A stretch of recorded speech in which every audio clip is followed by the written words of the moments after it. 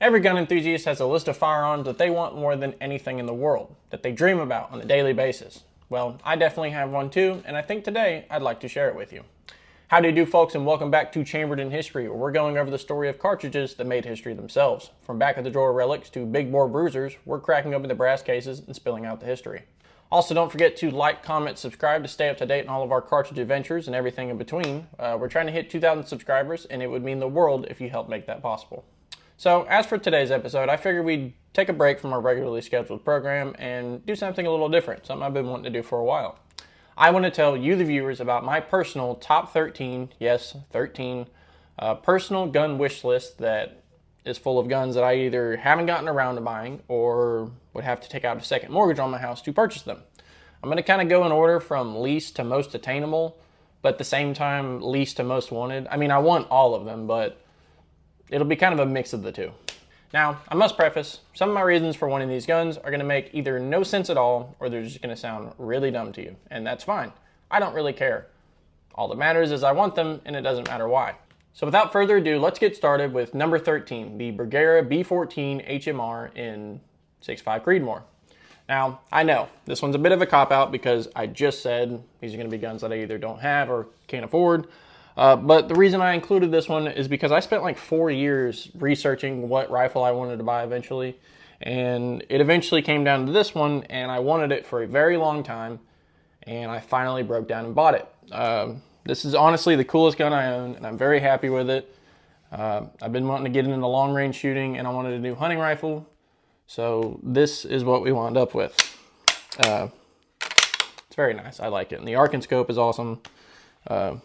This is the Wilderness Edition. It was an extra 150 bucks, and I got a pretty little fluted bolt and a muzzle brake.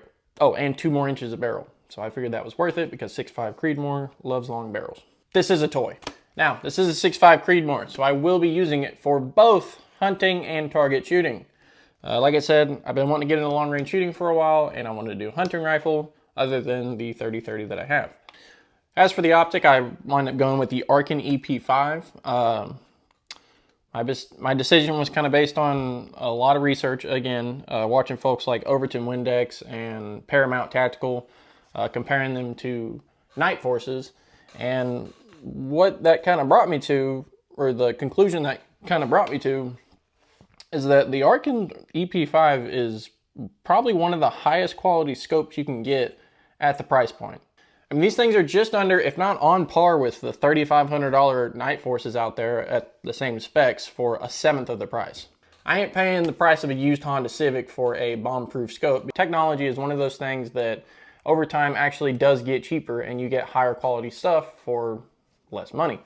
So no, you no longer have to spend double on your scope that you do on your rifle. That is a very old talking point from back when scopes just weren't that good. Nowadays, scopes are better than they ever have been, specifically for the price.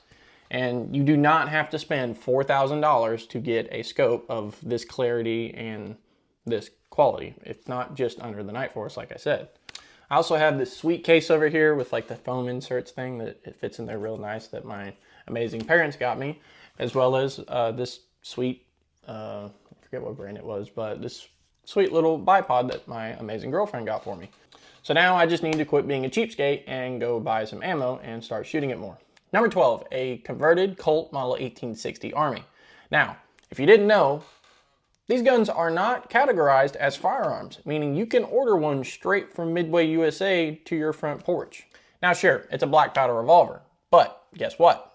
They also make conversion kits to convert, cylinder conversion kits to convert them to be able to shoot cartridge ammo. And guess what else? Those cylinders are also not considered firearms. Which you would think is obvious, but hey, the only part of an AR-15 that is legally considered a firearm is the receiver itself, like the bare bones receiver. That is the part you do paperwork on.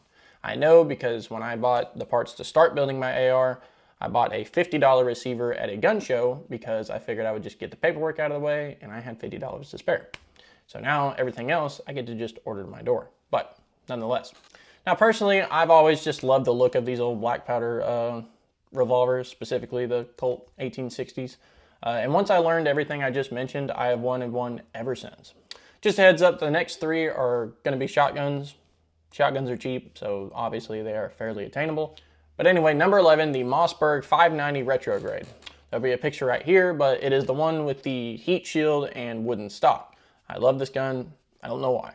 I mostly just want it for home defense because I currently have a Maverick 88 Mossberg. And if you couldn't tell, I mean, I could be across the house from an intruder and hit him point blank with a barrel like that. I mean, good lord. That's too much for a home defense gun. Plus, I mean, obviously it's a bird gun or target gun. Now, some of you might say, why not an automatic? Well, I just don't like them. I don't like semi-automatic shotguns. I never have. For some reason, I guess I can feel the parts moving each time I take a shot, and it just feels like cheap to me. And I've shot some pretty high quality ones too, so I don't know what it is.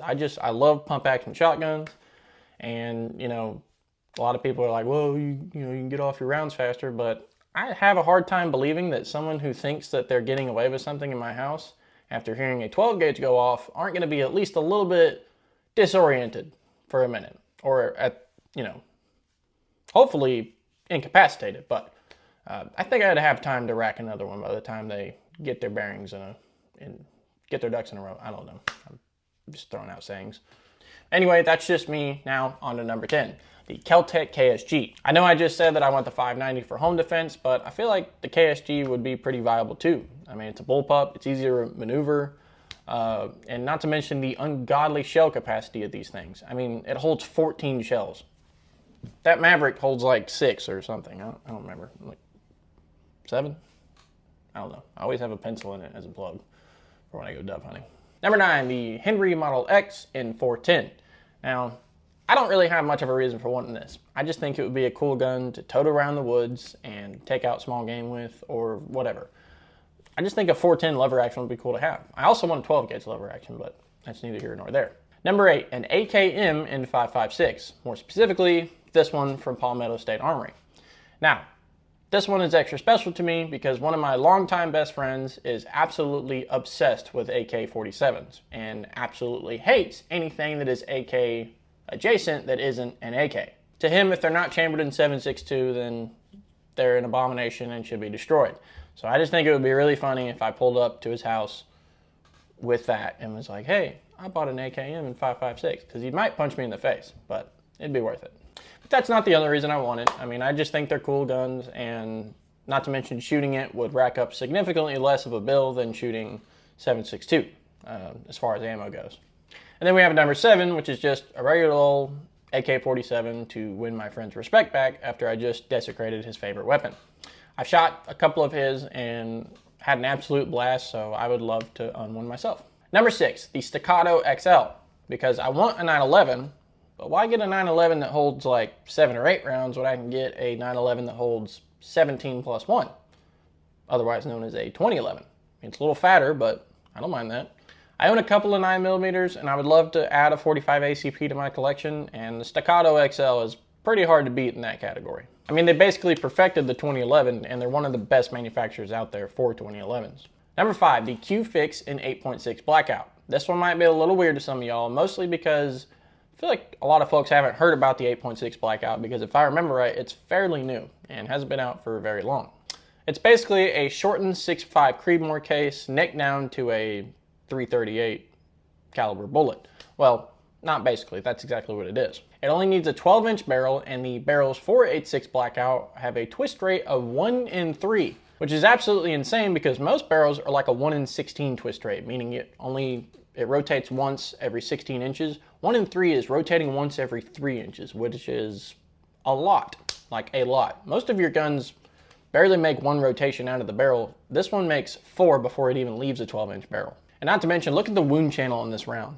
Because there's one round, this one right here, that opens up like it's trying to become a broadhead. And when it opens up and goes in there, I mean, it tears it up. It just whips up a hole in there. It looks like a piece of licorice in that ballistics gel.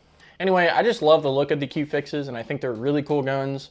I think the 8.6 Blackout could be a very useful all-around gun. I mean, you can do a lot of things with it, obviously. I don't want to get it suppressed, pinned and welded, because then I wouldn't have to pay the SBR tax. But yeah, I just think they're really cool, and I think they'd be a really good like hog gun, or you know, taking out hogs in like populated areas if you had to for any reason, or you know, just anything like that. Anytime you really need to be quiet, but you want something that hits pretty hard. Not to mention the rifle itself is very lightweight and compact, and I just think they're cool. Okay, you guys have heard me go on and on about number 4, a Sharps 1874. That's right. More specifically, the Quigley model from Shiloh Sharps with a 34-inch octagonal barrel and chambered in 45-110, just like the movie. I don't really think I need to explain myself on this one. I mean, it's a Sharps rifle. Who doesn't want a Sharps rifle? So that's good enough. Number 3, a Bergmann model 1894 semi-automatic pistol. Now, y'all probably will either roll your eyes or laugh at my reason for wanting this one because it is Star Wars related. But in the spin-off TV series, The Mandalorian, this is actually the blaster that they modeled the main character of the show, Din Djarin's side blaster after. Because if you didn't know, in Star Wars, all the guns are actually based on real weapons. They just change them up to make them look futuristic or add things to them. One gun, I'm pretty sure I've deduced that it's basically the E11 from the old Star Wars, and then another E11 turned upside down to turn it into a rifle. It's the long gun. It's actually my favorite gun from Star Wars. That's besides the point. But they do model them after real guns. Before you get all up in arms, no, I don't want to convert this one to look like a blaster. I was looking into different guns and which ones the Star Wars blasters were modeled after, and I came across this one, and I was like, oh my god, that's sick. And it's barely any different from the movie one or the TV one. So I just love the look of the gun by itself. I mean, it just makes it that much cooler that it is a Star Wars blaster, but even if it wasn't and I came across it, I would love it. I think they look really cool. And while no, this 19th century semi-automatic pistol was not successful when it was made, it still looks really cool to me, and I would love to own one. But they are very expensive. That's why it's so far up on the list. Number 2, the PTRS 41. This one's another one that the reason I want it is a little dumb. It's from when I was a kid and I played a lot of Call of Duty World at War, and this was the strongest sniper in the game. I mean, this thing would blow people's arms and legs off or blow their limbs off when you shot them. It was kind of traumatizing, but obviously I turned out fine. Now, I also know that this is an anti-tank rifle, chambered in 14.5 by 114 millimeter R, and no one's going to be carrying it around like they did in the video game. That's fine. I mean, it weighs 46 pounds, so it's not really up to you whether you're carrying it around or not, because you're not gonna. But you can't tell me that this thing wouldn't be absolutely sick to take to the range. Sure, I can only afford to shoot 1 round a month out of it, but I would make that 1 round count, and it would be awesome. It'd be the coolest day of the month, coolest round I shoot every month. And that's right, folks. We have arrived to the number 1 spot on my list. The gun I want more than anything in the world. The gun that I would do almost anything to get. And that is the SVD Dragunov chambered in 7.62 by 54 millimeter R. Good Lord, I'm getting excited just talking about it. I want one of these so bad, it's not even funny. I am obsessed with them. I want one so bad. I don't even know what it is. I just have an irrational obsession with wanting an SVD. I don't know why. There's no rhyme or reason to it. I just want one. When I look at them, I want it. I don't get it. Sure, I'll take a Hungarian clone. That's fine. They're a little bit cheaper, and they look just like a real SVD. But all that aside, these rifles have been around for decades, and they've always been great at what they were built for, and that is long-range precision shooting, or fighting. I even watched a movie recently called Sniper the White Raven, where the main character's main gun is a SVD. Well, once he gets rid of the SKS that they gave him, but he eventually gets an SVD, and let me tell you, that movie did not help with my obsession. I want one more now. I don't know why. It made it that much worse. Now, this is a Russian movie, and it is dubbed in English, but weirdly enough, it didn't bother me at all. And the mouth almost matched up. It almost looked like it was just off by like a second. Like, you know how if you watch the old Godzilla movies, I mean, it's nowhere near close. This one was. And there was also kind of a funny part where a very obviously Russian general was like, you ain't shooting right, boy. And I was like, well, he could have at least did an accent, but whatever. But like I said, I don't know what it is about these rifles, but they just hit all the right spots for me, and I can't help but wanting one as much as I do. I don't know. But anyway, folks, that is my top 13 gun wish list. I hope y'all enjoyed this, as I know I definitely enjoyed making it. And don't forget to comment down below and send me your gun wish list. I would love to see what kind of list y'all come up with, and maybe I can steal some of y'all's to add to mine. But I really would love to see y'all's wish list, so please comment down below if you have one. or just any gun that you want so bad, like how much I want the SVD, just one gun, even one, I don't care. I just want to know what you guys want. I think it would be cool to see. But like I said, with today's episode, I just wanted to try something a little different from what we normally do around here. Just to kind of see if y'all like it and see if y'all would get a kick out of it. Because who doesn't love a good top so-and-so number video? I mean, there's a reason Watch Mojo has 25 million subscribers, people. Everybody loves a good top so-and-so video. So I thought I would do mine, or the only one I could think to do. So if y'all like this type of video, let me know, and maybe we can do some more like that in the future. I also have some other ideas that I've been wanting to try out. Like I've mentioned, I want to do long-range shooting eventually, that's the reason I bought this rifle. So I was thinking maybe doing a series where I start my journey of long-range precision shooting and kind of take y'all through that with me and kind of self-teach myself and maybe get some pointers from y'all or so on and so forth. So I mean, if y'all think that would be a cool series that you'd like to see me learning how to do long-range precision shooting, let me know, and we can definitely make something like that happen, because I want to do it anyway, and if y'all want to watch, might as well put them together. So, but anyway, like, comment, subscribe if you can. Like I said at the beginning of the video, we're trying to reach 2,000 subscribers. We're at just over 1,500 now. Last video did great. Y'all loved it. I don't know why. I don't know why the one before that didn't get, anyway. But with all that being said, keep your powder dry, your brass polished, and always stay chambered in history. Thank you.